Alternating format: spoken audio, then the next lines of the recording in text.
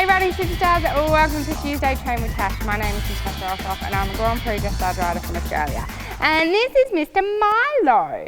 And this is Milo's very first ride in the double. And he did really well. So I thought I would just answer some questions. I know people say, how do you ride in a double?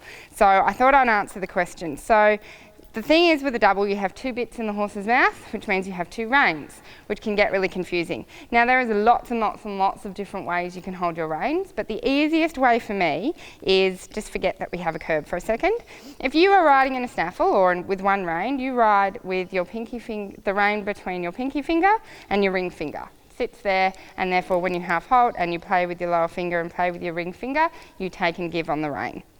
When you ride with a curb, I don't want to confuse myself. I want the horse to ride like he rides in the snaffle, and I want him to still listen to my aids of the snaffle. So I keep my rein in exactly the same way, which means when I have a curb, it has to sit between my third finger and my ring finger. So it sits like that. So as you can see, the snaffle's still there at my ring finger where it normally is, and the curb is now between my ring finger and my third finger. That means that the reins cross, which looks fine. You know, if you look at a lot of the Grand Prix riders, they have crossed reins, and that's just the easiest way for me to figure out. It's okay. How to use my reins. So now I use them the same. The next thing is, when you ride with a double, you want to keep your curb loose, because obviously you still want most of your rein and most of your aids to be from the snaffle, unless your horse needs the curb. Then obviously you're going to use the curb. But with wanting to use the curb, if I want to use the curb, I use obviously my middle finger and my ring finger rather than just my ring finger and pinky finger.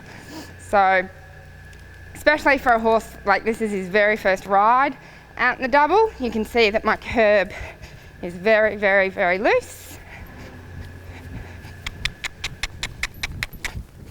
Good boy. And if I want to shorten my snaffle or ride with the snaffle, I do, but my curb is not really doing too much, just so I can get him used to all that metal in his mouth. And he can feel confident going to the bit. Good boy. Good boy. Yeah, hang on.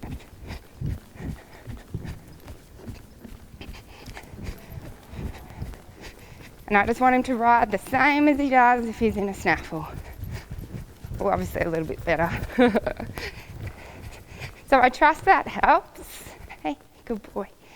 And I trust if you are thinking about riding into a double and you weren't sure how to use the reins, so pinky, and then just pick it up like that. And practice that. A lot of people struggle in long rein walk where they, loosen their reins and then they're like, holy crap, it's going to take me 5 minutes to figure out how to pick that up. So you can see I can pick it up very quickly. So just stand on a horse and practice doing that. Otherwise you'll be like, how the hell? So it's a practice thing as well. So when you give the reins in a test and you need to take them up, you can do that. So trust that helps. You guys have a great week, and I'll see you next time. Bye.